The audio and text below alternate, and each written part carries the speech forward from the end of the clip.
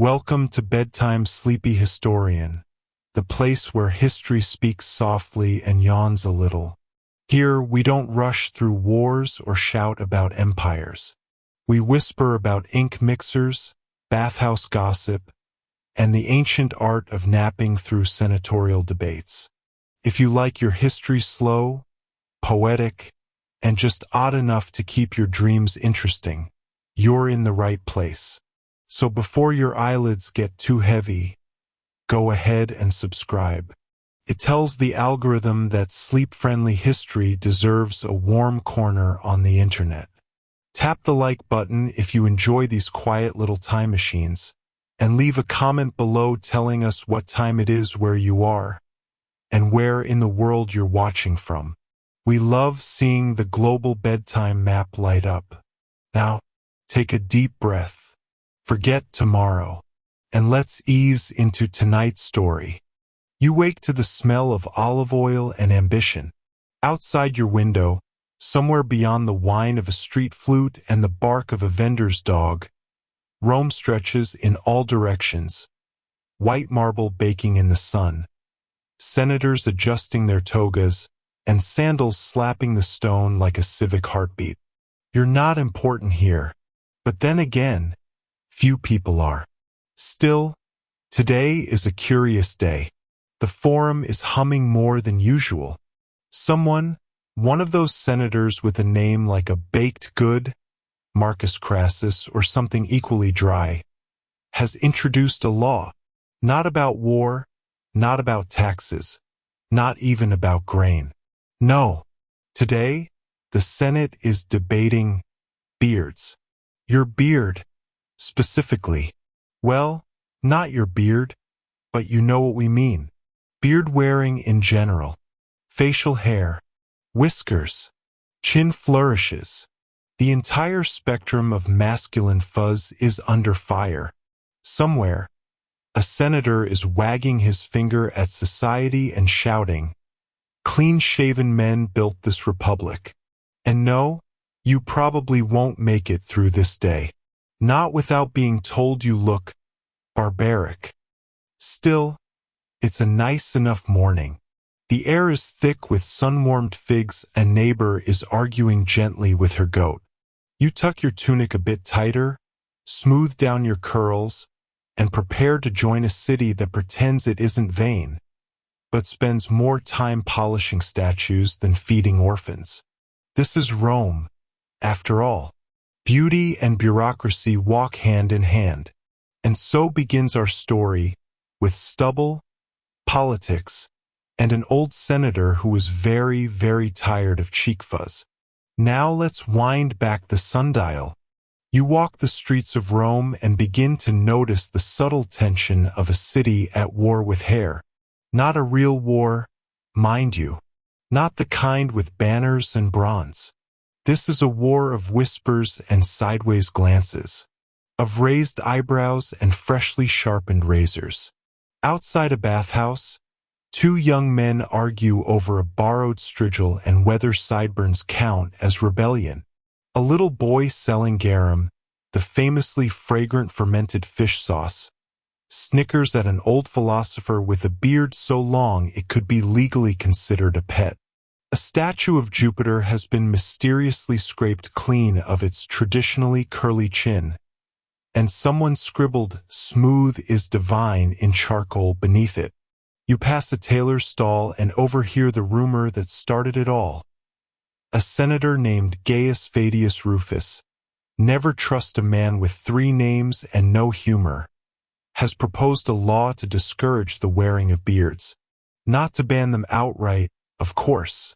That would be uncivilized, barbaric, even.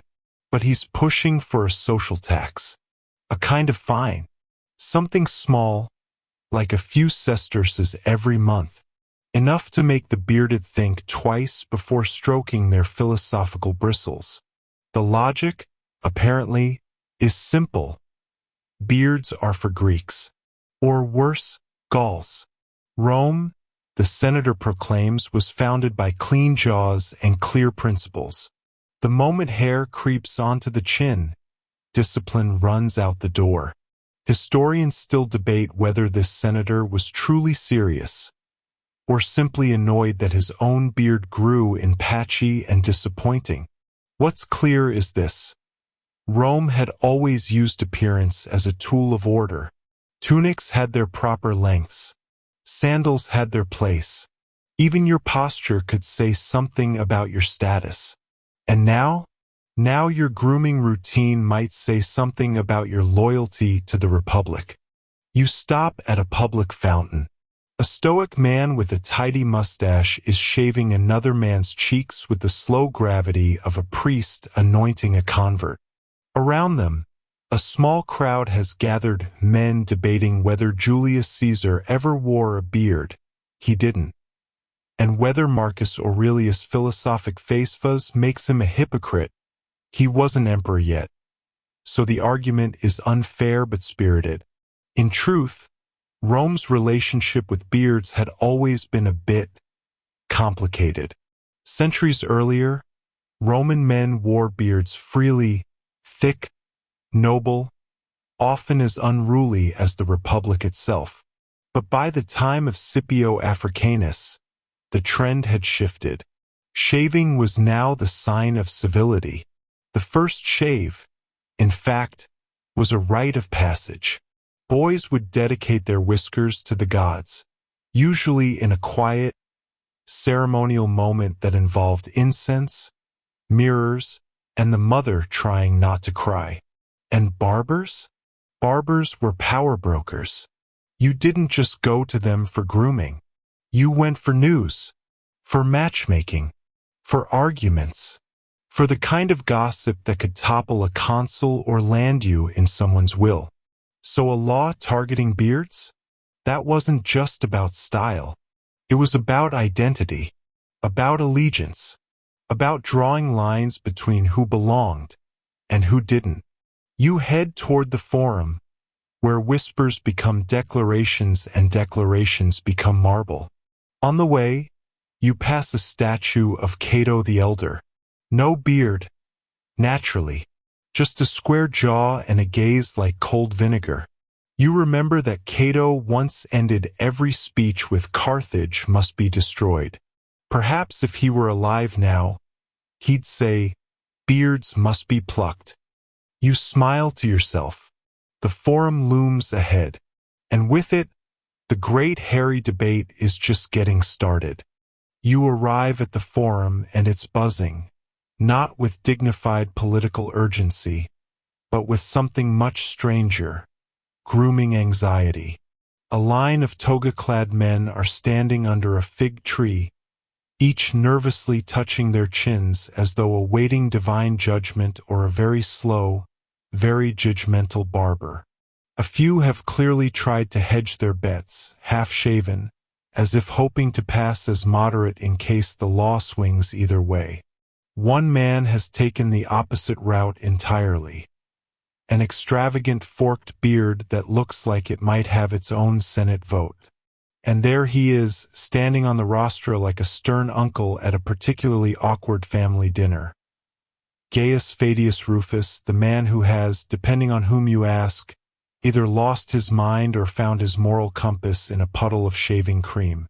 He's not especially tall or charismatic. His tunic is well pressed, but there's something about him that feels permanently furrowed. Like a man who once smiled during the Punic Wars and immediately regretted it. Today he is unveiling the Lex Barbatensis, the law of the bearded, or more precisely, the law against them. You stand among the crowd, which now includes everything from scribes and merchants to a single escaped goat. Someone near you mutters, "He's jealous." His face is as smooth as a peeled olive.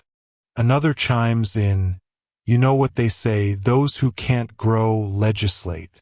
The speech begins, and Rufus launches into his prepared indignation.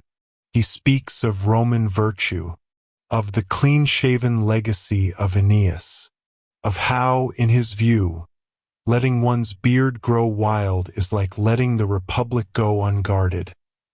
A creeping laziness of the face.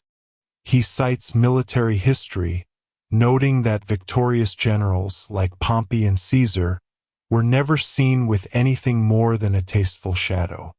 He neglects to mention that Caesar was also bald and wore a laurel wreath mostly to hide it. Then he drops his boldest proposal, a monthly beard levy. It's not meant to punish, he says. It's meant to discourage dishevelment, a sort of civic exfoliation. 5 sesterces per month for any Roman citizen wearing facial hair in public. The Senate, he concludes, must set the standard, and our faces are the front lines. You almost applaud out of sheer admiration for the absurdity of that line. Faces are the front lines. Someone will embroider that on a bath towel within the week. A murmur spreads. The floor opens for rebuttal. Enter Lucius Gellius Albinus, a portly, bearded senator who seems to be physically restraining his sarcasm behind pursed lips. He clears his throat. My colleague, he begins, has made a compelling argument for tyranny in the name of tidiness. Laughter ripples. Lucius continues. If we are to fine men for their beards, shall we also tax tunic wrinkles? What of nose length? Shall we measure them and declare a proper Roman profile? The crowd warms. This is what they came for. He lifts his chin. Let us remember, it was not smooth cheeks that conquered Gaul, nor was it a razored jawline that built the aqueducts. He gestures toward the statue of Socrates behind the rostra. Philosophers, poets, prophets, all wore beards. The gods themselves wear beards. If Jupiter walked into this forum, would we find him? Rufus turns slightly pink, but Lucius isn't finished. Let Rome worry about laws that feed the hungry, house the poor, and maybe fix the pothole on the Via Appia before we begin regulating stubble. The applause is swift, sharp, and full of beard. Still, despite Lucius's spirited defense, not everyone is convinced. Some younger senators, eager to be seen as modern and clean-cut, nod in agreement with Rufus's call for visual discipline. Some older ones scratch their beards thoughtfully, weighing their pride against their wallets. And so the debate is tabled for now. You wander from the forum as the sun sinks toward the Tiber, casting long, golden shadows across the cobbled streets. A barber lights a small oil lamp, and the scent of warm wax drifts across your path. You pass a shop where someone's carved, beard tax equals tyranny, into the wood with surprising neatness. It's been a long day, a silly day, but somewhere beneath the jokes and the bristles, something oddly Roman has stirred. An anxious need to define who belongs and how, even if it's by the length of a whisker. By the following morning, Rome has done what Rome always does when faced with legislative drama, turned it into satire, street theater, and a marketable fashion crisis. You walk past a baker who's renamed his fig cake Lex Barbatensis loaf. Next to the baths, a boy is selling novelty masks, half clean-shaven, half bushy-bearded. So you can enter the forum without fear. He grins. The mood is 1 part protest, 1 part party. But beneath the jokes, there's tension. The proposed law, while absurd to many, has sparked real conversation. You overhear a shoemaker debating a grain merchant near the temple of Castor and Pollux. I support it, says the shoemaker. Not for me, but for the youth. They grow beards to hide their lack of discipline. The merchant snorts. Maybe they grow them because they're tired of being told what kind of chin they should have. At the Senate, the Lex Barbatensis is still under review. But Gaius Fadius Rufus is not waiting quietly. He's brought a scroll. Actually, he's brought many scrolls. Copies of Greek medical texts, legal decrees, and some very selective excerpts from the 12 tables. You suspect half of them have nothing to do with beards at all, but he reads them with such confident monotony that even Cicero might have nodded off. One of the scrolls quotes Hippocrates or claims to, "The beard, if left ungoverned, weakens the mind by overheating the head." Scholars today would call this medically unverified. Others might call it invented over breakfast. Still, it lands with a thud among certain senators, especially those who are bald and deeply invested in the cooling of heads. But resistance is rising. A new faction forms among younger senators, the Society for Facial Freedom. They meet near the public baths. Their motto, Libertas super barbitinum, liberty over beards. The group includes philosophers, artists, one failed poet, and the occasional gladiator turned political commentator, a surprisingly common career pivot. They argue that the beard is not a sign of laziness but of wisdom, maturity, and personal choice. One member, Marcus Terentius, makes a point of quoting Plato while twirling his mustache. The beard, he claims, is the soul's curtain. No one is entirely sure what he means, but it sounds impressive. Elsewhere, the barbers are celebrating. Business is booming.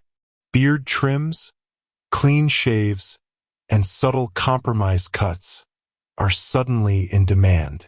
You visit one just to listen. Inside, the walls echo with opinions. "I don't mind shaving," says one man, "but I don't want Rufus telling me when to do it." "My beard hides a scar," says another. "Will I need a license for that?" Someone laughs. "I say we make him grow one. See how long he lasts without scratching." Then someone offers an anecdote you didn't expect. "There's a priest," they say, "up in Sabina, keeps his beard long for the harvest gods. Says they won't bless the fields unless he does." A beat. So what's Rufus gonna do? Find the gods too? Here it is again, the deeper thread beneath the comedy. Religious custom, ancestral memory, the many ways people resist being made uniform. And then, as you step back into the warm evening haze, a child runs past shouting, "The marble busts are changing." You follow. Indeed, some prankster or bold artist has begun modifying public statues. Marble faces of senators now sport sculpted beards, affixed with wax and dyed wool. Augustus looks shocked. Cicero looks mildly flattered. No one knows who's responsible, but the work is surprisingly well done. A small crowd gathers to admire hairy Hercules and Brutus the Bearded. Someone even placed a shaving razor in Romulus's hand. Rufus is reportedly furious. But for now, the city is smiling. And you find yourself a quiet corner near the old olive press. The stars are beginning to stir. A breeze slides past, gentle as a whisper. Whether or not the law passes, whether Rufus triumphs or trims his ego, something else is clear. Rome, brilliant, ridiculous, eternally opinionated Rome, will not be easily smoothed. It's the third day since the Lex Barbatensis made its noisy debut, and already the beard ban has taken on a life of its own. Not just a proposed law now, but a citywide mood, a meme in marble and mosaic, a topic too juicy to ignore. You wake up in a modest Roman insula. Stone walls, creaky floorboards, and the gentle scent of oil lamps gone out. A caged songbird trills somewhere. Outside, sandals scuffle on dusty streets, and a water seller is already calling out his morning rates. As you stretch, a groggy voice from the floor below groans, "Another day of beard news." You hear him sip something lukewarm and deeply resigned. Wake me when Rome starts outlawing tunics.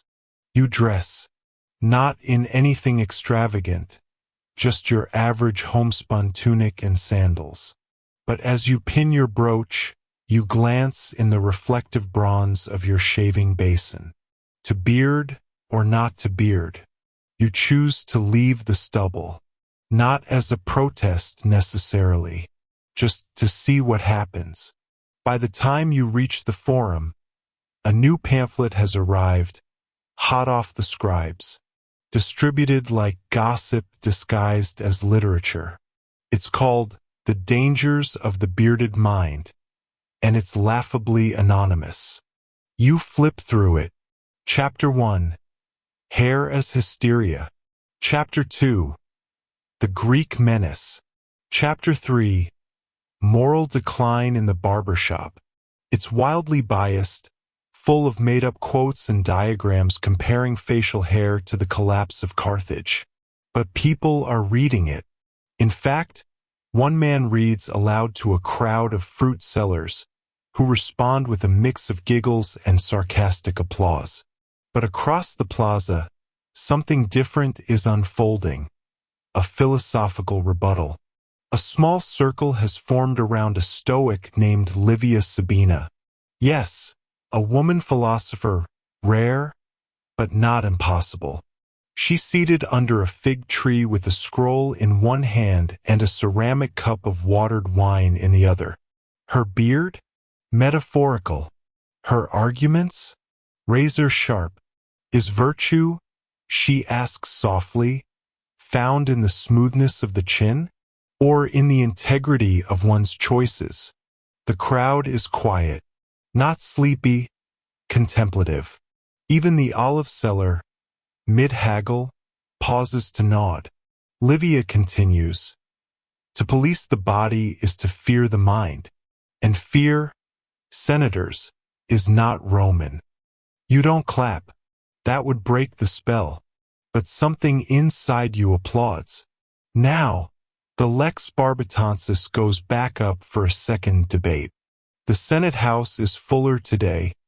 Attendance always improves when the law in question might personally affect one's face.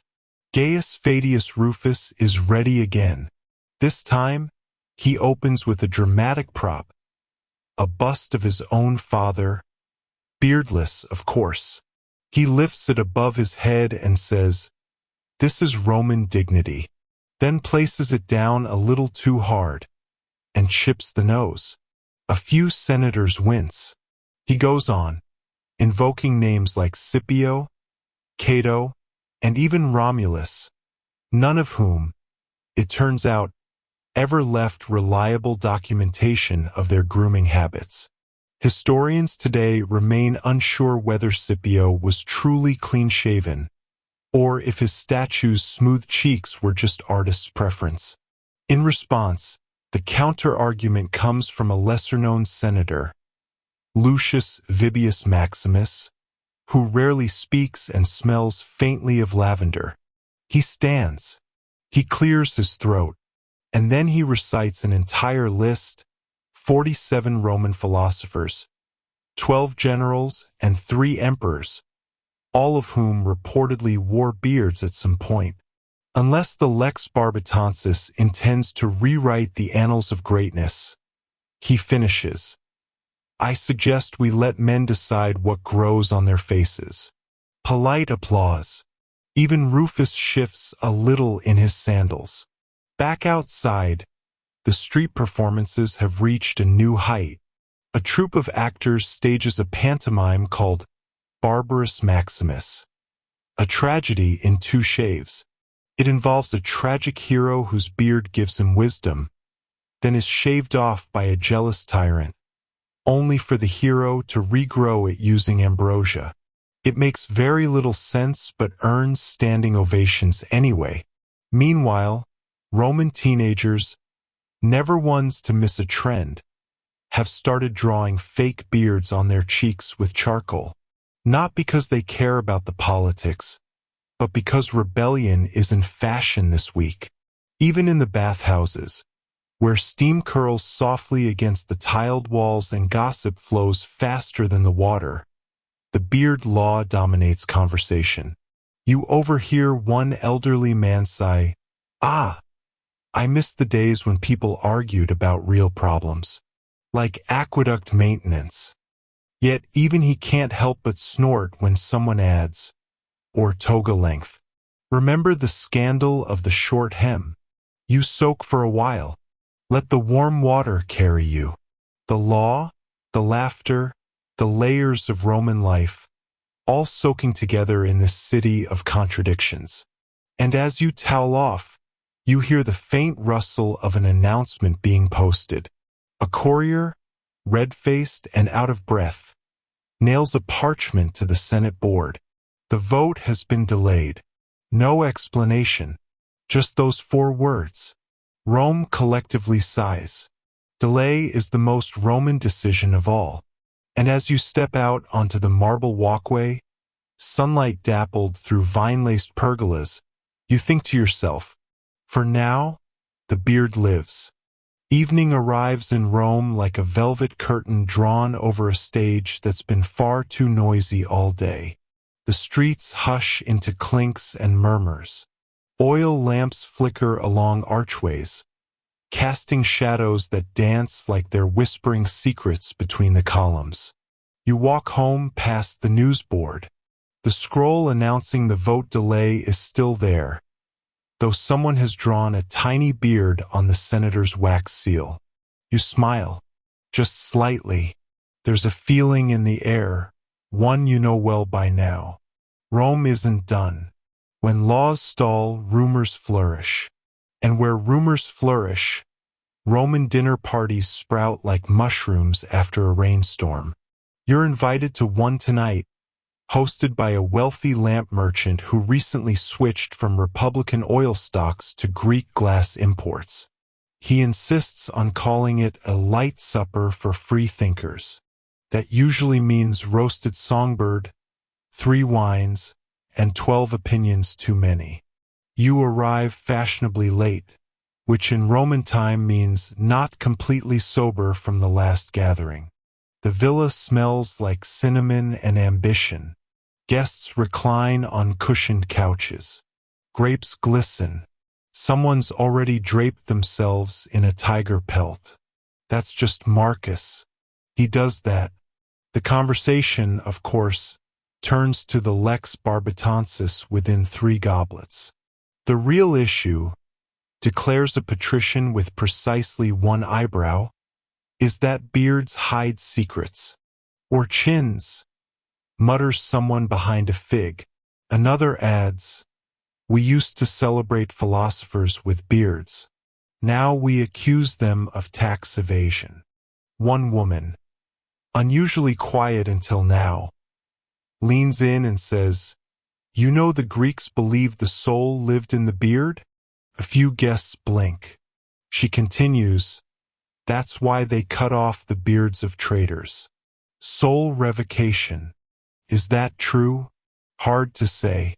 Historians still debate whether ancient Greeks truly attributed spiritual weight to facial hair, or whether that's just something scribes exaggerated for dramatic flair. But it's an excellent conversation killer. Luckily, a server enters bearing honey-drenched pastries, saved by dessert. You slip away from the laughter and wine logic and step outside. The courtyard garden is cool and fragrant. Lavender, myrtle, and something herbal from the apothecary's shop nearby. A cat perches on the edge of the fountain, watching you like it knows whether you've shaved. You lean against a pillar. Behind you, the party shifts into lute music and mock debates. Someone yells, "I motion to classify figs as vegetables." and is met with a triumphant seconded. That's enough politics for one night. You decide to visit your local barber tomorrow. Not for a shave, but for conversation. If anyone knows where public opinion is headed, it's the man who listens while holding a razor. The next morning, the shop is already buzzing. Literally, a bee has found its way into the lavender oil. You enter to the sound of snipping, scraping, and storytelling. Your barber, Decimus, greets you with a theatrical bow. He wears a clean white tunic and a face that says he's heard every secret in Rome and regrets only half of them. Trim? He asks. Talk, you reply. He smiles and waves you to the chair. What do you want to know? Who's bribing who? Who's faking baldness? Who's pretending their beard is a religious relic? You raise an eyebrow. Oh yes, he says. Yesterday I shaved a man who swore his chin hairs were blessed by an oracle from Ephesus.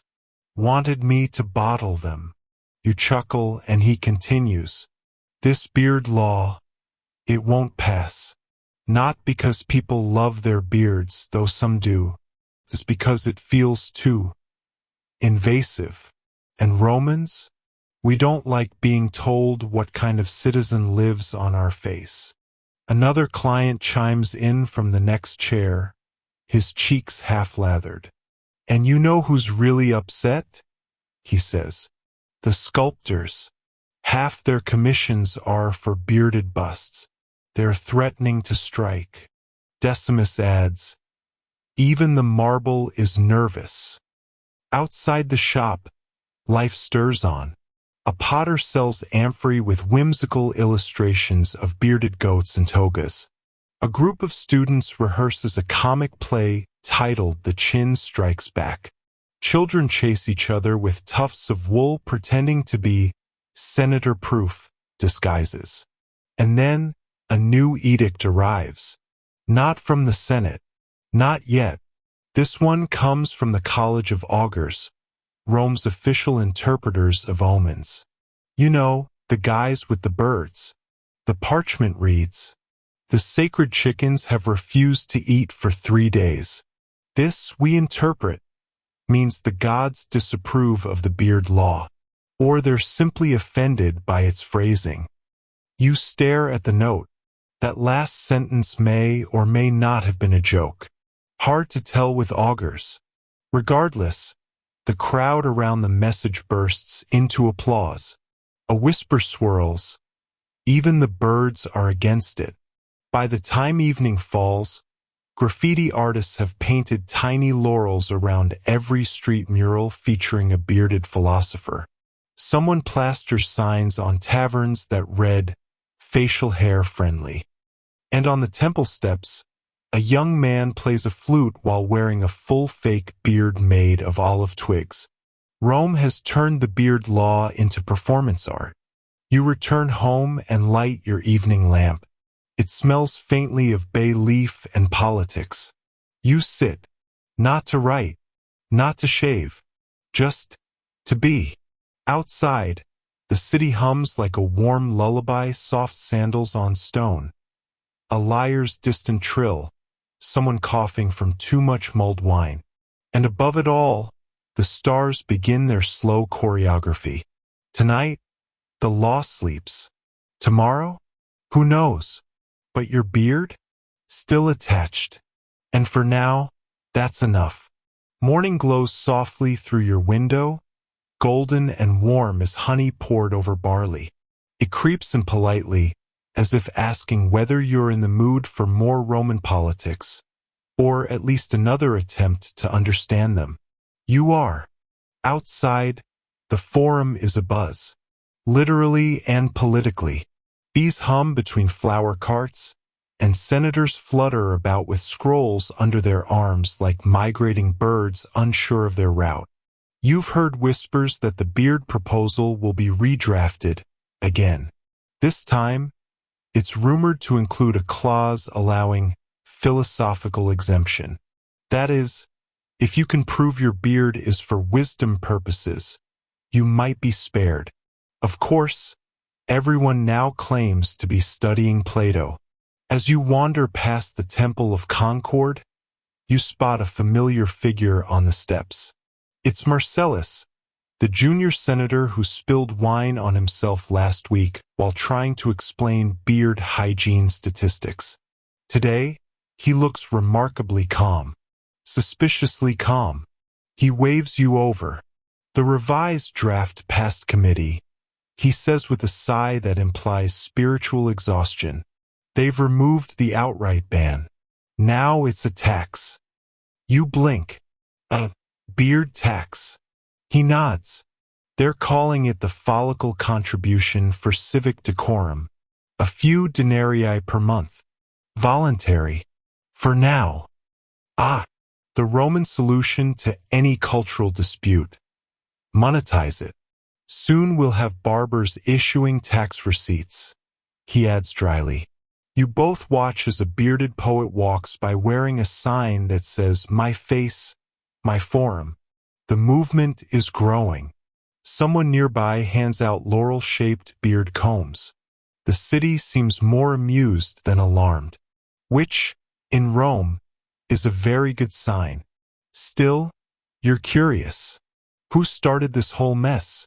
You make your way to the archives, a quiet stone hall where Rome stores the records it doesn't want anyone to actually read.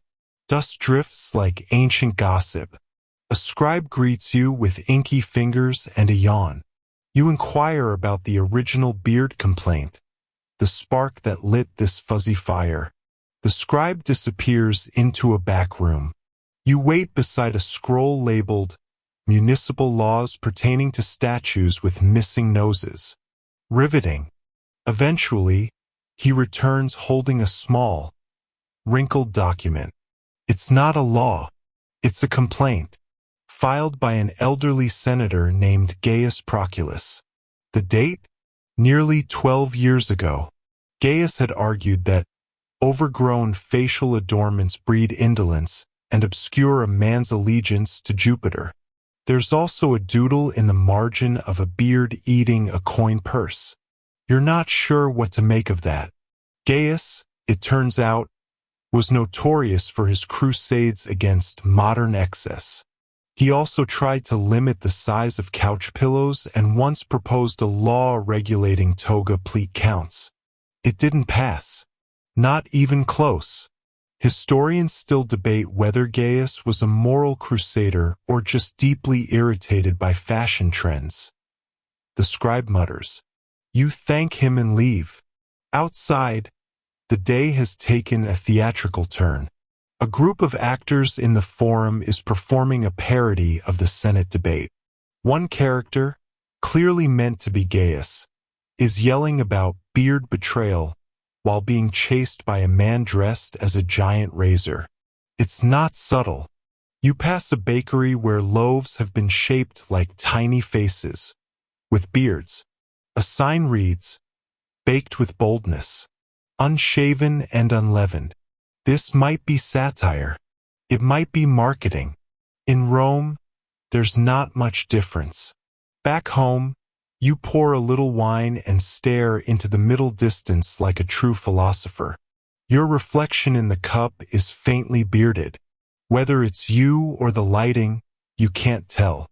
But you think about Gaius, about the scribe, about the actors, about the fact that this all started because one man didn't like the way another man's face looked. And somehow, Rome made it a policy issue. That night, your dreams are strange and slow and mostly feature facial hair growing at unnatural speeds while Senate bells ring in the background. It's not frightening, just slightly itchy.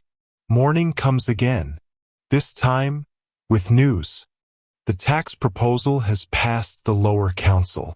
A few senators abstained. One shaved mid-vote. Another wore a fake beard to confuse the record keepers. The final clause reads, "No man shall be penalized for natural growth, provided said growth does not impede public virtue or civic recognition." which means more or less. If people can still tell who you are, you're fine. You laugh aloud. Rome, always ready to split hairs, literally. At the local tablinum, a shop that sells styluses, scrolls, and particularly sarcastic wax tablets, you overhear two women arguing about whether beard styles should be listed on marriage contracts. One says yes, if he shaves after the ceremony, that's deceit. The other says no, people grow. Literally. You leave them to it. The sun rises higher. Rome buzzes on. You stroll past fountains and forums, temples and tea shops. Someone's painted a new mural, this one of a bearded Mercury holding scales and winking, as if to say, even gods need grooming standards. You pause at a fountain and splash your face. The water is cool. The day, warm. The noise of Rome hums like a lullaby for the intellectually overfed. And somewhere, beneath all the satire, the scrolls, the tax receipts, and the amphory of opinion, there's still something rather sweet. Rome is arguing not over life and death, but about faces. Theirs, yours, everyone's. Because that, in a way, is how Rome works. Not always with reason, not always with restraint, but always, always with dramatic flair. You head home, beard intact. Tomorrow, there may be another vote, or another beard poem, or a surprise feast celebrating facial freedom. But tonight, you sleep. You wake to the sound of a pigeon being passionately wrong. It coos from the terracotta roof with the conviction of a philosopher, but in a rhythm that defies both logic and musicality. Below, a broom swishes lazily along the street. The scent of roasted chickpeas drifts through the window, and somewhere not far off, a lyre hits a wrong note and keeps going confidently. It's another day in Rome, the kind of day where the dust is polite and the sun shows up on time. And yet, something's changed. You feel it in the way the neighbors nod to each other, slower, more considered. In the way the market sellers speak just a bit louder, as if performing for invisible judges. Everyone is participating, knowingly or not, in a kind of citywide theater. And the script, at least this week, is facial hair. You step outside. Two small children are arguing in the alley. One has drawn a beard on his face with charcoal. The other is insisting that Jupiter never had one, which is historically debatable. A grandmother interrupts to announce, Jupiter had whatever the sculptor was paid to carve. And just like that, another Roman fact is born. Down in the Forum, the Senate is once again in session.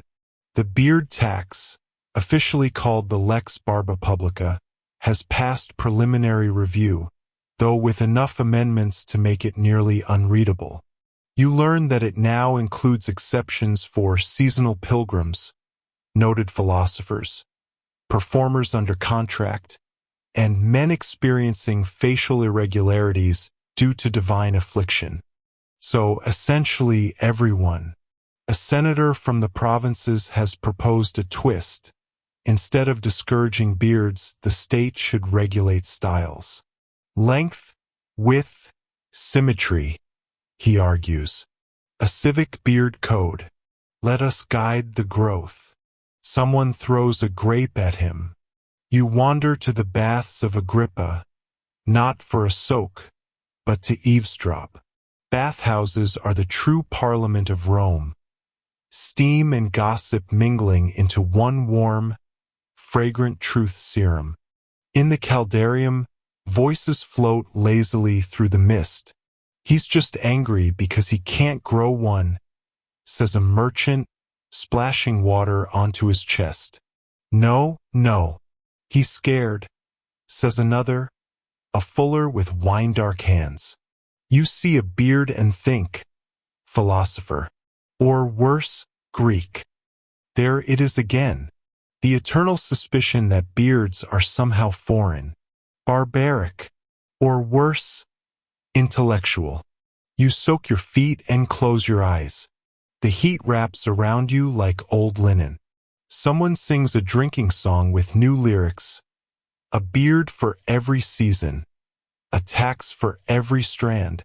Even here, in a room meant for silence and sweat, the debate simmers. Later that afternoon, you stop by a sculptor's stall. He's chiseling a bust of Cicero, clean-shaven and looking mildly annoyed, as he always does. You ask if there's been more demand for bearded statues lately. He snorts. Last week, 3 requests. Beards like philosophers, arms like gladiators. Nobody wants accuracy anymore. You peer at his workbench. Among the curls of marble and flakes of dust are clay miniatures. Tiny heads with interchangeable beards. Prototypes, he explains, for a commission. Some provincial noble wants to test looks before finalizing his likeness. You're about to leave when a scroll runner jogs by shouting, "New claws! New claws!" You follow the noise to a gathering crowd. Apparently, a senator named Publius Lentulus, the one with the hair that looks like it was combed with a fishbone, has proposed a compromise. The government won't ban or tax beards, but will reward citizens who remain clean-shaven for 5 consecutive years. A loyalty to smoothness stipend. He calls it a demonstration of discipline. There is, of course, immediate backlash. A popular orator climbs a crate and proclaims, "We shave our faces, but not our dignity." A cheer erupts. Coins are tossed in appreciation. Someone hands him a laurel crown made of shaved horsehair. As the sun slips toward the rooftops, the city feels split. Not quite in half, but into styles. Beard lengths now imply allegiance. The short-trimmed lean toward the Senate. The long and flowing side with the poets. The patchy and confused generally represent the youth. You find it all deeply amusing. That evening, at a modest dinner hosted by a scholar of old comedies, you sit beneath olive-laden rafters and sip diluted wine. Your host, bearded in the Socratic style, grins behind his goblet. Beards, he muses, are like footnotes. Some find them enlightening, others distracting. You nod. Somewhere between Plato and play acting, Rome has found itself in yet another debate it doesn't actually need, but thoroughly enjoys. And as the conversation meanders into topics of hair oil, moral virtue, and a recently composed epic titled The 12 Bristles of Mars, you begin to feel the soft hum of sleep at your temples. Outside, the street is quiet.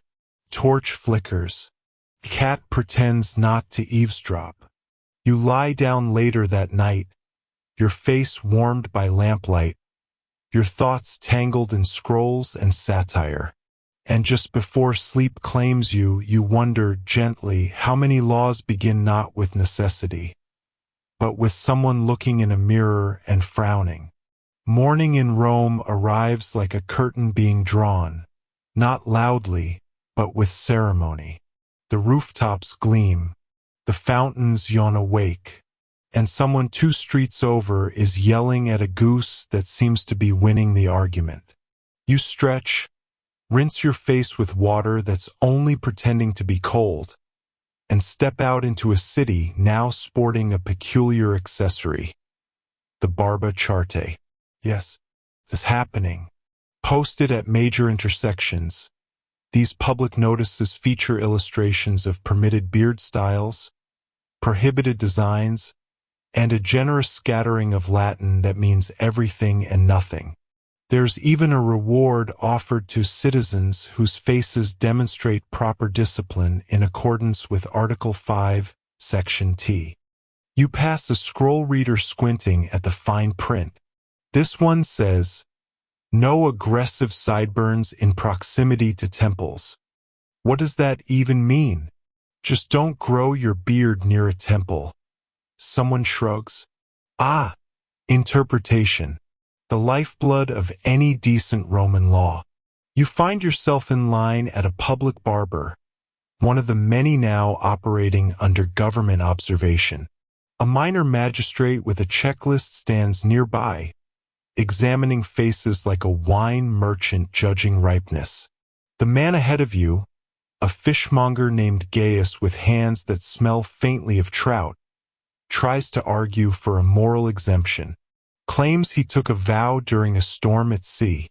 The magistrate nods gravely, writes something down, and waves him through. Your turn comes. You sit.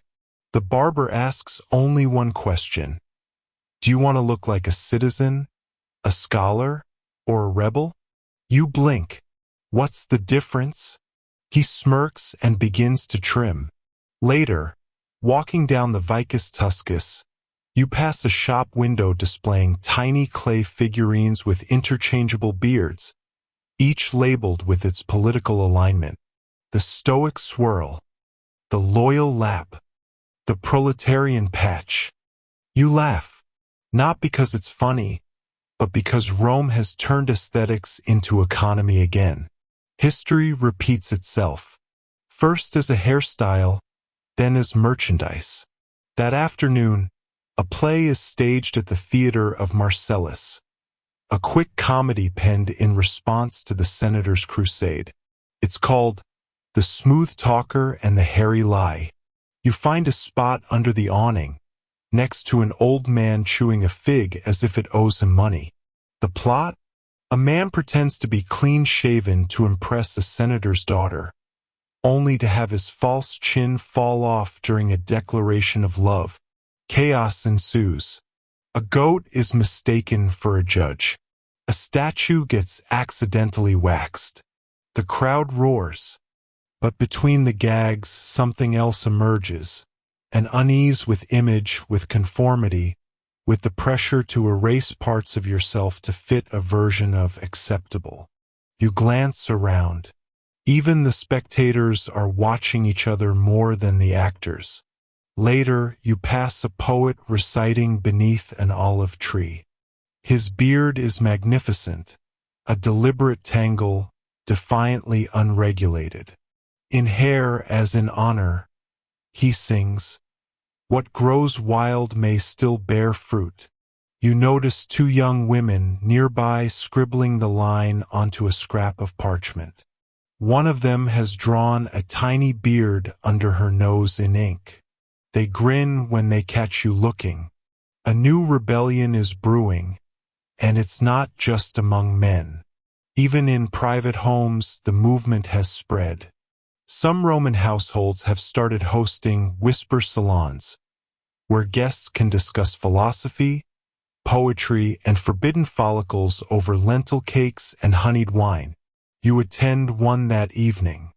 The host, a woman with a remarkable collection of painted amphorae, leads a discussion on Greek tragedy while her husband demonstrates beard styling techniques on a bust of Marcus Aurelius. The senator, she says, not naming him, thinks he's shaping behavior, but really he's inspiring theater. She's right. Rome, in all its marble and noise, has always been a city that flirts with control and promptly turns it into satire. For every law, a loophole. For every decree, a farce. And for every clean shave, a quiet decision to let something grow back. As the evening stretches into candles and scattered laughter, you feel it again, that dreamy, drifting sensation. The sense that even the most absurd chapters of history are stitched with meaning. That a debate over beards is never just about beards. It's about power, identity, the theater of public life, the private rebellions behind polished doors. You walk home slowly, your feet tracing the worn stones of streets that have carried 1,000 arguments. The moon hangs politely above the rooftops, shining its pale approval. And somewhere, not far, not close, a senator reclines with his mirror, wondering if the reflection he's crafted has made any real difference. Now that you think about it, his beard looked suspiciously longer this morning. There's a particular kind of hush in Rome when it rains. Not the hush of nature, no, nature rarely wins here, but the hush of people trying to decide whether their errands are worth the inconvenience of getting mildly damp in togas. You stand under a dripping awning beside a baker whose beard has been reduced to a nervous whisker. He looks down at the puddles, then up at the sky, then mutters, "The gods probably have facial hair." Just saying. Today's rain is oddly fitting, given the mood. Whispers have been trickling through the city just like this drizzle. Quiet, persistent, carrying stories too strange to ignore. A statue in the Forum, one of a long-forgotten consul, has mysteriously acquired a beard overnight. Clay expertly applied. Not quite vandalism, more like commentary. The city guards have no suspects. A local child swears he saw the statue smirk. And in the senator's own quarter, there's talk of a prank at his villa. Someone allegedly swapped out his personal bust with one of Socrates, famously bearded. When asked, the senator dismissed it as a philosophical jest. But his servant was overheard asking for soap and a chisel. You decide to visit the baths today, not because you need to, but because that's where gossip floats freely, warmed by steam and indifference.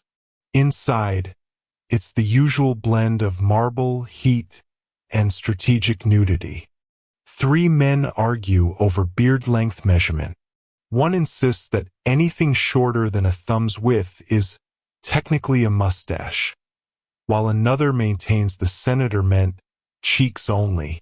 A third simply says, it's all a distraction.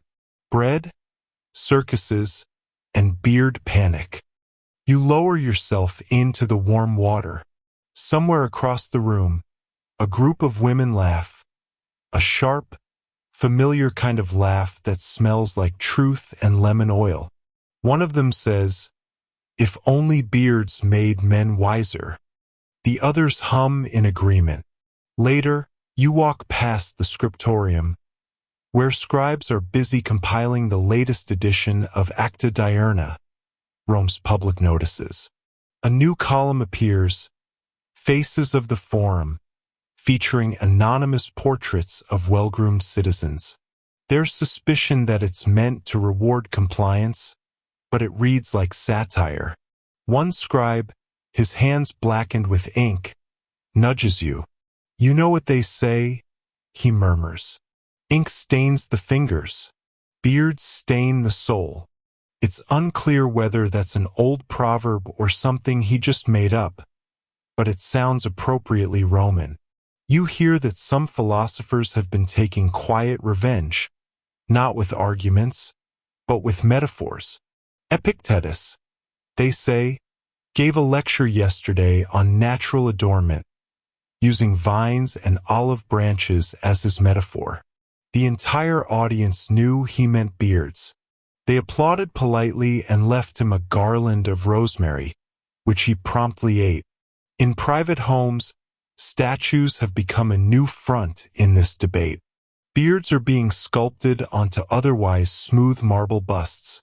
Clay attachments, inked shadows, clever illusions with shadow and candlelight. One woman has even begun a series of removable facial ornamentations, wax adorns, styled with ribbons and pinned discreetly. You visit her workshop on a whim. It smells like beeswax, fig glue, and ambition. She holds up a tiny beard curled into a philosopher's twirl. Removable conscience, she jokes. No commitment, just moral implication. The senator would have a fit, but his influence, curiously, seems to be waning. At the Curia, senators have begun arriving looking slightly more rugged. Just a little stubble here, a bit of forgotten grooming there. One even wore false sideburns, citing a family illness that required expressive mourning. You stroll past the Curia later that day. There's a small crowd gathered, not shouting, not chanting, just standing, watching, waiting, a performance of inaction. You realize this is how change sometimes arrives in Rome, not with grand gestures, but with carefully measured resistance, a refusal to laugh at the wrong jokes, a quiet decision not to trim. That evening, as torches flicker against the stone, a street musician plays a slow, wistful melody on a pan flute shaped like a barber's shears. His tip jar contains 3 copper coins and a note that reads, "For every law, a loophole." You head home under a moon fattened by gossip. It glows generously, as if approving all these little acts of disobedience disguised as fashion. In your small rented room, the candlelight dances across your shaving bowl. You don't touch it. Instead, you sit by the window, watching Rome breathe. Somewhere, a senator frowns at his reflection and wonders whether he still recognizes the face he once insisted everyone imitate. The beard, it turns out, was never just hair. It was a question, and Rome, delightfully, stubbornly, never did like simple answers. By morning, Rome smells like something's brewing. Not war, don't worry. That's too loud. And this city doesn't wake up for anything loud. No, this smells like heated olive oil, parchment, and quiet plotting. A new notice is posted on the Temple of Concord.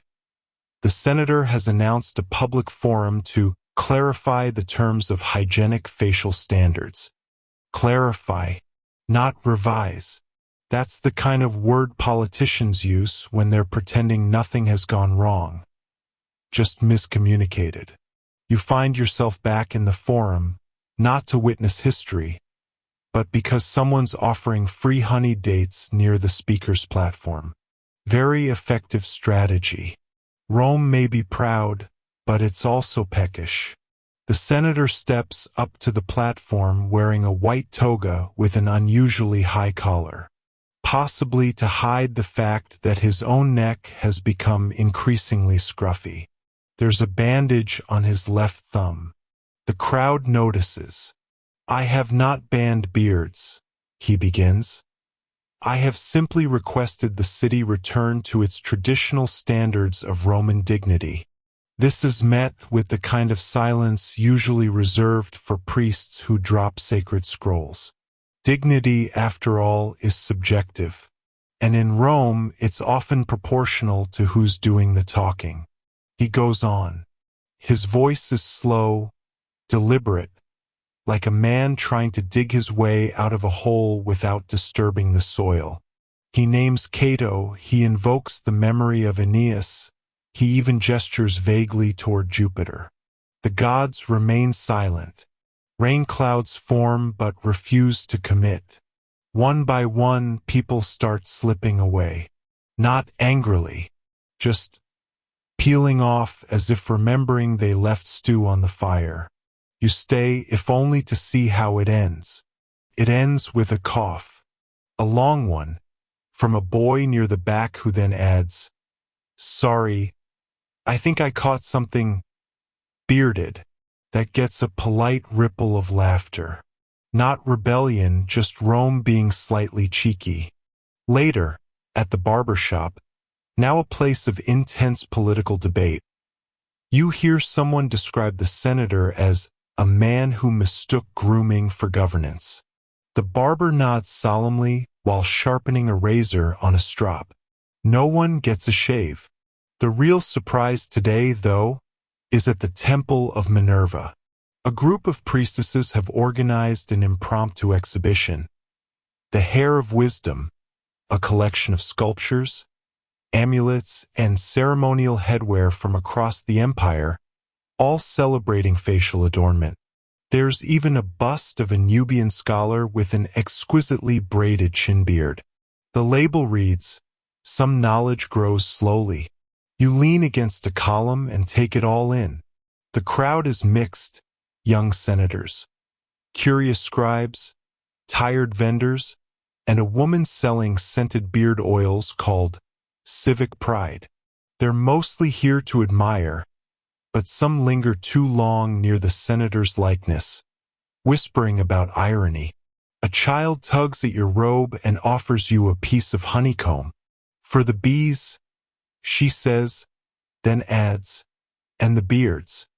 Historians still debate whether the priestesses of Minerva orchestrated this as a protest or a coincidence. Perhaps both. In Rome, it's never easy to tell where worship ends and politics begins. That evening, you visit a friend who runs a scroll-copying business. He started including tiny illustrations in the margins. Men with beards wrestling lions, philosophers debating combs, a caricature of the senator trying to catch a feathered beard with a net. "I call it marginalia with meaning," he says, twirling his stylus. "Also boosts sales." You can't argue with that. Word spreads that the senator's motion is losing traction. Other senators, it seems, have quietly decided this is not the hill they want their jawlines to die on.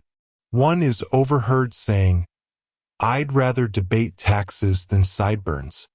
You pass by the senator's house later that week. It's quiet. A servant sweeps the front step without meeting anyone's eye. A cat with particularly fluffy cheeks lounges on the windowsill like a minor god enjoying ironic revenge. That night, you dream of Rome with faces half covered in ivy, each leaf curling gently like the beard of an old statue. The forum is overgrown, the temples hum softly, and laughter echoes through the ruins. Not loud, not cruel, just amused. You wake up and find your razor has gone missing. Or perhaps you misplaced it. You make tea instead. Rome continues. Not all revolutions come with banners and battle cries. Some arrive wearing wax beards and carrying scrolls that smell faintly of rosemary.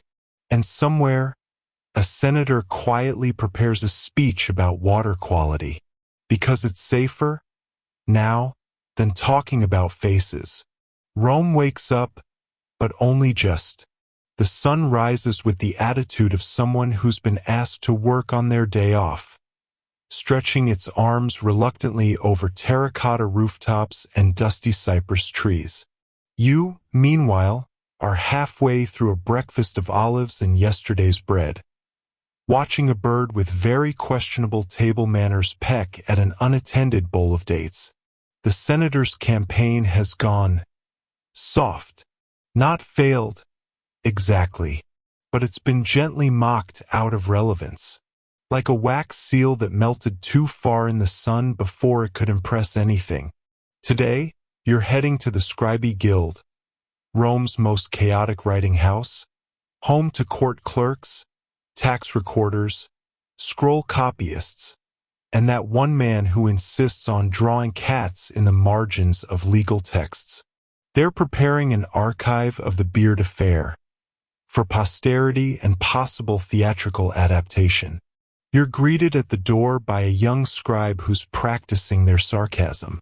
"Oh, you're here to record the great beard crisis? Please, try not to exaggerate. It was barely a stubble." Inside, the mood is festive. Someone has placed a fig tart under a bronze bust of Cicero and labeled it "The Voice of Reason," served with pastry. A scroll lies open on the central table, already halfway filled with poetic summaries and dramatic quotes. At the bottom, someone sketched a tiny senator chasing a beard like a loose chicken. But this isn't just mockery. It's preservation. Rome, for all its temples and triumphs, is obsessed with remembering things. Not always accurately, but colorfully, which is how minor civic disputes become grand dramas in marble and ink. One clerk reads aloud the senator's original speech, doing the voice. It's uncannily nasal. Let it be known that facial hair represents an erosion of Republican clarity. The room howls. Someone adds a footnote. Erosion of clarity? Should have tried spectacles. Even the older scribes, usually grumpy and dust-covered, crack a smile. Later that day, at the marketplace, you hear vendors weaving the beard story into their pitches. Fresh figs. Approved by clean-shaven senators. Or, by a mirror, see what the Senate fears. It's become theater. Portable, edible, laughable theater. You pass a booth selling carved wooden busts of philosophers. All of them now have detachable beards so customers can choose their level of piety. The Plato clean-shaven model is not selling well. Even the bathhouses have joined in. The steam room at the Balnei Maxima has renamed its beard-trimming corner the Forum of Follicles. Someone offers to steam your opinions until they disappear entirely. You politely decline. Meanwhile, the senator remains curiously absent. Rumor has it he's retreated to his countryside villa to rethink strategy. Translation: he's waiting for the noise to die down. Rome is good at forgetting, but only if something new and ridiculous comes along. Still, a small notice appears at the Senate's entrance. A modest retraction. In the spirit of unity and public hygiene, the matter of facial grooming is hereby returned to the discretion of the citizen. Short, vague, cowardly, perfectly Roman. Historians still debate whether this line was penned by the senator himself or one of his aides who secretly grew a mustache in protest. The city breathes easier. The barbers go back to trimming, not theorizing. The street poets redirect their rhymes toward love affairs and questionable sausages. Life, as it tends to do, resumes. And you? You find yourself invited to a small dinner hosted by the same senator's cousin, who wears a proudly unkempt beard and tells stories about his family's obsession with controlling things that don't need controlling. Next, he laughs over roasted chickpeas. They'll try to legislate eyebrow width. You stay late. The stars come out. Somewhere nearby, a lyre player strums a slow tune about a man who tried to tame time with tweezers. You're fairly sure it's a metaphor. Before you leave, your host presses a small wax tablet into your hand. It's labeled, "For remembering the silly things." Inside, it's blank. You walk home through quiet streets. The Forum, once bursting with arguments, now hums with night sounds. Footsteps, soft chatter, the occasional clink of amphory. The statue of Marcus Aurelius stands unchanged, his beard as majestic as ever.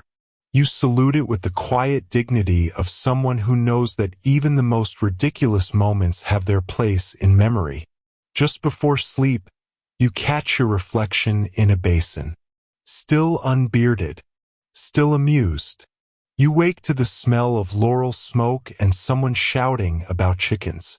Not a metaphor, actual chickens. There's a flock being herded down the street by a boy with more ambition than herding experience. One of the birds has taken a sharp turn and now considers your doorstep its new home. You let it stay. It's been a strange week.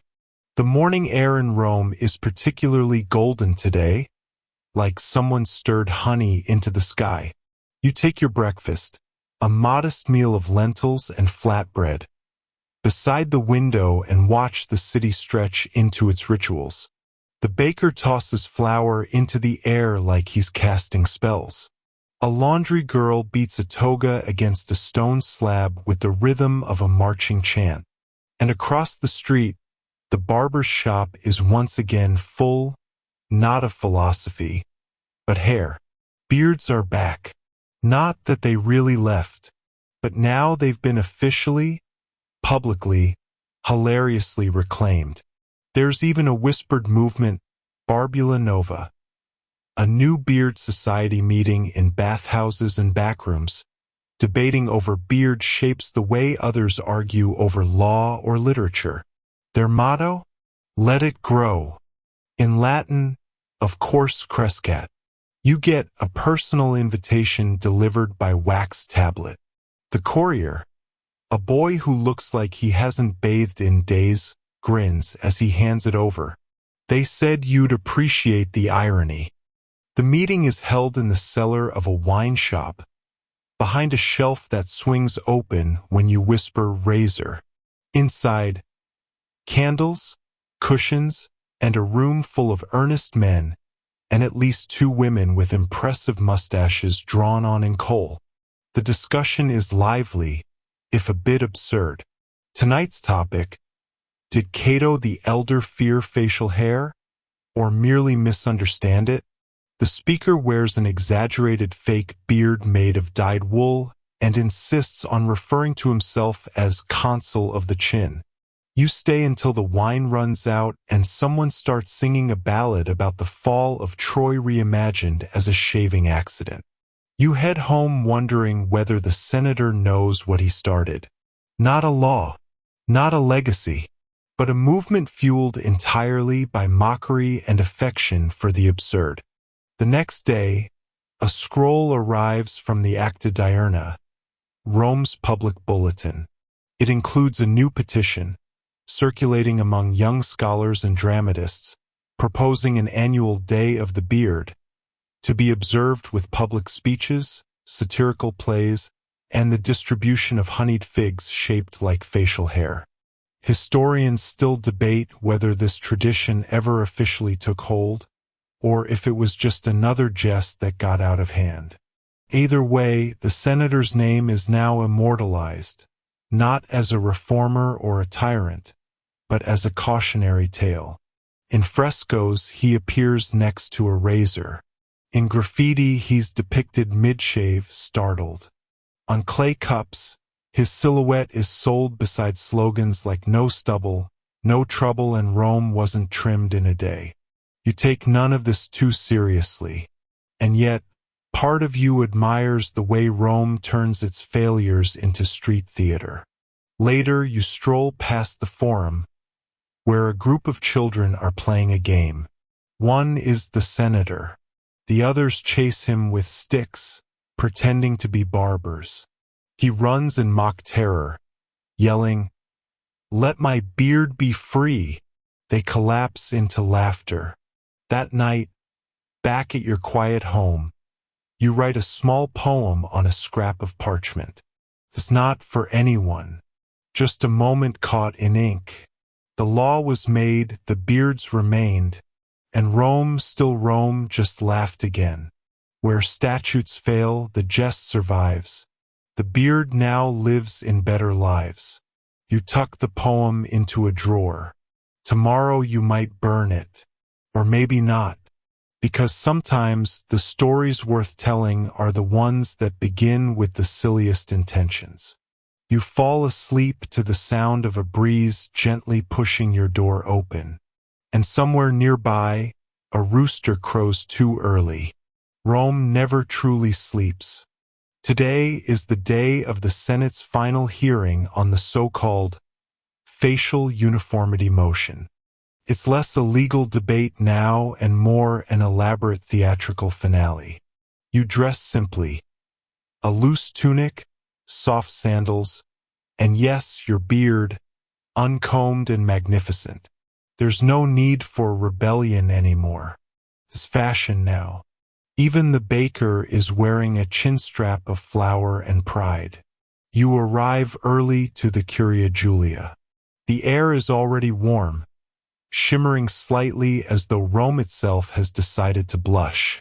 The steps outside the Senate chamber are crowded, not with angry mobs, but with poets, herbalists, former slaves, gossip-hungry widows, and a few bemused foreign traders wondering what on earth a beard has done to deserve a trial. Vendors circulate selling fried chickpeas, wreaths of myrtle, and little figurines of senators with interchangeable beards.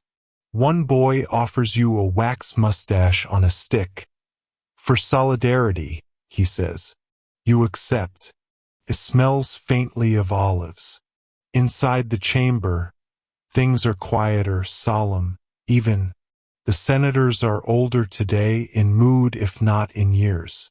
There's a weariness to them, like actors unsure if the comedy has gone too far. The speaker clears his throat, scroll in hand. The senator, yes, that senator, rises one last time. He is clean-shaven, sharply so, the kind of shave that glints a little under torchlight. But his voice is gentler than you remember, like a teacher admitting the class has bested him. He does not retract his bill. Not exactly. Instead, he gives a short speech about tradition, civility, and the value of public presentation. And then, with a sigh that seems to carry 3 decades of stubborn pride, he adds, "But if the soul of Rome wears a beard, then let it grow as it pleases." A pause. And then the chamber, usually so allergic to laughter, erupts in polite, bearded applause. The law is tabled, the matter officially closed. Outside, someone starts playing the flute. Not very well, but the mood catches. Within minutes, there's dancing on the steps. 2 bathhouse singers begin improvising verses about Rome's follicular freedom. It doesn't scan, but everyone cheers anyway.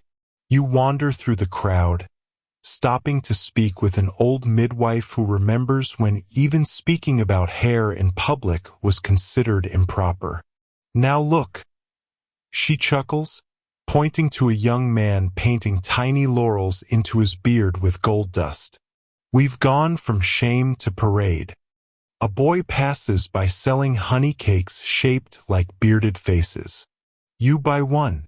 It's far too sweet, but that feels right for the day. You spend the afternoon at the baths, as tradition demands. Not the grand ones, the private ones tucked near the river where soap is optional and opinions are shared like sponges. You soak, you listen, you breathe. Someone nearby is reading aloud a list of other absurd Senate proposals from the past century. And in the year of the ox, a motion to ban purple socks on account of the pigeons. The bathers howl. You almost slip under the water from laughing. Later, as dusk settles over the Tiber, you return home with damp sandals and a warm, tired feeling behind your eyes. Rome looks soft in the amber light, like an old coin gently worn smooth. You light a single lamp and sit by your writing table. You're not sure you'll write tonight, but the ink waits patiently. From your window, you spot a pair of street performers, one dressed as a senator, the other as a walking beard. They're miming a tragic romance. Law falls in love with liberty, only to discover she has a beard. The performance ends with a dramatic embrace and a standing ovation from a passing goat. Rome has never been more itself. You smile, not because anything truly changed, but because, for a brief moment, the city remembered how to laugh at its own absurdities and found comfort in its contradictions. The kind of comfort that, like a good beard, grows slowly and stays warm through winter. You close your eyes and listen to the quiet hum of night. You wake slowly the next morning. There's no agenda today. No scrolls to read, no petitions to ignore. Just the usual sounds of life in the city. Carts squeaking, olives being pitted, someone arguing with a goat. You wash your face in a brass basin. Your beard, slightly unruly from the bathhouse steam, is softer than usual. It smells faintly of time and triumph. As you step outside, you realize something strange. No one is talking about the Senate anymore. The beard debate, once the firebrand of fountains and dinner tables, has dissolved into casual folklore, like a festival that happened last week, or a dream you forgot halfway through. The only mention now comes from the baker's daughter, who sells sesame rings and proudly sports a fake beard of tightly braided yarn.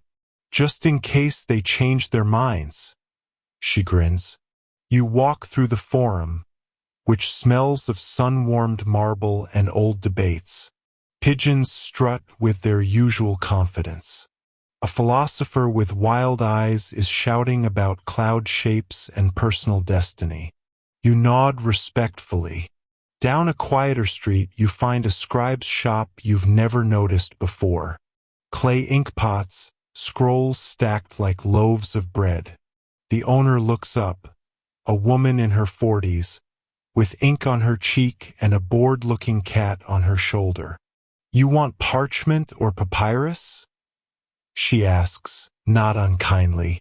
Neither, you say, just passing by. Then pass slower, she shrugs. You smile and move on slower. Remember the mosaic shop you passed on your way to the Senate a few days ago? It's still there. But now the sign has a new piece. A small, gleaming tile beard, attached to a statue of Apollo. The artist catches your eye from inside and gives a conspiratorial wink. Everything is the same, and not.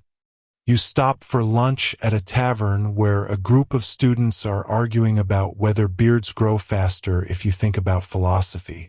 Their teacher, half asleep in the corner, mutters something about Pliny the Elder and returns to his wine. You order lentils and bread. They arrive warm. No ceremony. Just comfort. You eat slowly, watching the light shift across the floor as the sun dips lazily across the terracotta rooftops. Somewhere a cithara begins to play. Soft, off-key, lovely. You finish your meal. Thank the owner. Wander home by alleys that feel gentler than before. Perhaps it's you that's changed. Or perhaps Rome is always changing, just beneath the olive-slick surface. And now the streets are quiet again. Your sandals sit by the door, still slightly dusty from your evening walk. The air through your window smells faintly of lavender and cooling brick. You light a final oil lamp, just one, and its glow settles into the corners of your room like honey drizzled over silence. You stretch and breathe. Inhale the long day. Exhale the weight of it. Outside, the stars have begun their slow procession. Not hurried, not even walking, really, just drifting like you. You sit by the open window watching nothing in particular. The hush of the city is a lullaby tonight. Even the dogs, usually quick to find drama in the night, have agreed to let things be. From somewhere in the distance, you hear the slow rhythm of footsteps. A neighbor heading home, or perhaps a philosopher returning from an evening of loudly failing to be understood. A breeze passes through your room, light as parchment. The candle flickers once and settles. And so does your mind. It doesn't matter anymore which senator proposed what law, or whether the beard debate was about grooming or pride or power or theater. It happened. Rome turned a corner, and then another, and so did you. You lie back, eyes growing heavier than the marble colonnades at dusk. You let go of the noise, the laughter, the scrolls, the flutes, the mosaic beards. You let it all float past you like incense in a quiet temple. The city sleeps, and now so can you. Good night from the Bedtime Sleepy Historian. May your dreams be curious, your sleep unbroken, and your beard, should you wish one, soft as Roman cotton.